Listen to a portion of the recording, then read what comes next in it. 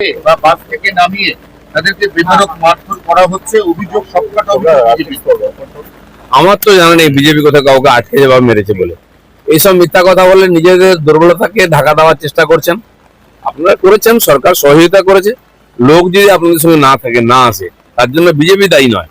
আসল আপনাদের কতটা শক্তি সেটা আজকে বোঝা যাচ্ছে।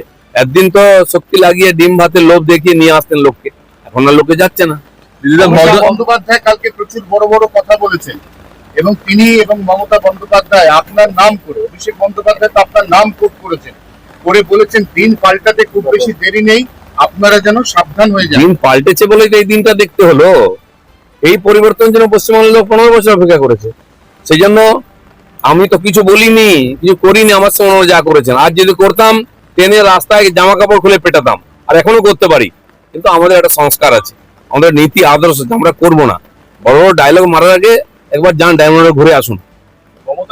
জনতা পার্টি, ককরোচ জনতা পার্টি যন্তর মন্তরে যেটা করলো দিল্লিতে, যে কারণে সংসদ ভবন সেখানে ইন্টারনেট পর্যন্ত সাসপেন্ড করতে হলো, সেখানে মমতা ব্যানার্জি যোগ দেবেন বলেছেন। শুধুমাত্র মমতা ব্যানার্জিকে কে ডেকেছে যন্তর মন্ত্রে? ডাকারও তো লোক নেই, সঙ্গে যাওয়ারও লোক নেই। যারা ভাবছেন যে বাংলাদেশ বা নেপাল বা শ্রীলঙ্কার মতো একটা উৎপাত তৈরি করবেন, ভুলে যাবেন না এটা ভারতবর্ষ।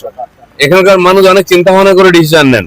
কিছু উৎপাতিয়া বিদেশি পয়সায় যারা নাচানাচি করছে, এরকম লোককে নিয়ে রাহুল গান্ধী বা আর কিছু আন্দোলনজীবী লাফালাফি করছেন, কদিন পরে ঠান্ডা হয়ে যাবে। মমতা বন্দ্যোপাধ্যায়ের পাশাপাশি উদ্ধব ঠাকরে, দেখা যাচ্ছে অখিলেশ যাদব, রাহুল গান্ধী, সমস্ত রিজেক্টেড লিডাররা দিল্লিতে প্রজেক্টেড হওয়ার চেষ্টা করছেন।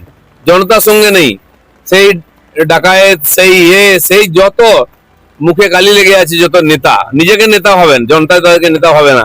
ওরাই গিয়ে ওখানে উৎপাত করছে কিছু, আর এরকম কিছু লোকজন নিয়ে যারা আগে জেএনইউতে ছিল, অন্য কোথাও ছিল। এদের একটা পুরনো অভ্যাস আছে, কখনো ছাত্রদের সামনে করবে, কখনো মহিলাদের সামনে করবে, কখনো কিষানদের সামনে করবে। এই দিয়ে ভারতবর্ষে অব্যবস্থা তৈরি করবে। আজ দেশ যে গতিতে এগোচ্ছে, উন্নয়ন হচ্ছে, বহু দেশ খুশি নয়, তারা এদেরকে পুতুল হিসেবে ব্যবহার করে এখানে এই অব্যবস্থা তৈরি করছে।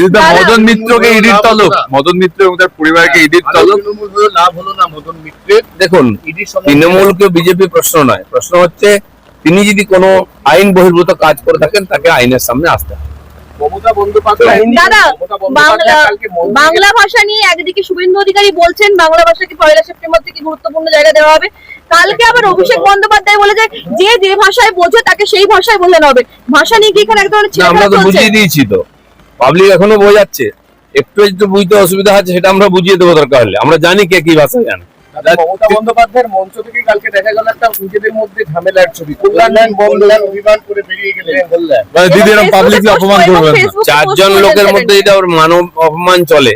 লোকে আসলে ওই একটা পরিবারের দাসত্ব মেনে নিতে চাইছে। আচ্ছা দিলীপ ভাই, অভিষেক ব্যানার্জি আর মদন মিত্রের মধ্যে বেশ ভালো চলছে। 10 কোটি টাকার আইনি নোটিশ দিয়েছে অভিষেক। 10 কোটি কেন, 600 কোটি টাকার গন্ডগোল আছে, সবে তো শুরু, দেখুন কি হয়। মমতা বন্দ্যোপাধ্যায় তার কর্মীদের বলছেন আপনারা যদি জেলে যান তাই নিয়ে ভাববেন না, আপনারা তাহলে মমতা ব্যানার্জি কি বলছেন তার কর্মীরাও ভাবে না, আমরাও কিছু ভাবি নাই। যথেষ্ট সূচনা আসছে, বলুন। ঠিক আছে।